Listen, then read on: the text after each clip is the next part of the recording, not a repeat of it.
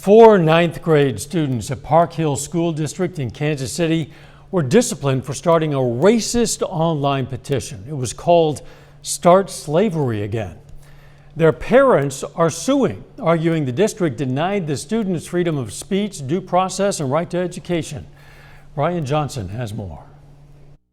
The lawsuit says while 5 students joked about and encouraged the racist online petition, only the 4 students who commented on the post were disciplined. 2 white students who commented, "I love slavery and I hate blacks," both got 180 days suspension. A biracial white Asian student who commented, "I want a slave," also was suspended for 180 days. The biracial black and Brazilian student who typed the petition was expelled. The lawsuit goes on to say student X, who is black, liked the petition, shared it, and verbally encouraged a teammate to sign it, but was not disciplined. It seems like the school district has a wide range of inconsistencies in terms of how they discipline children. Dr. Nicole Price is a diversity consultant. The parents hired her when their teens got in trouble.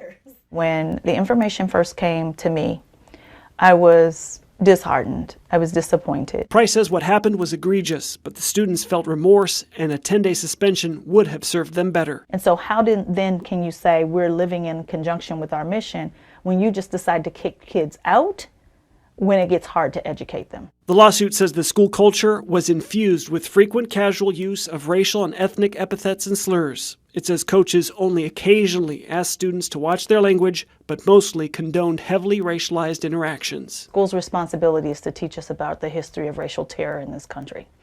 These kids had almost no insight into that. The parents' attorneys asked that 3 of the 4 students get a temporary injunction so they can return to school. They also want the district to pay for damages suffered by the teens and their families.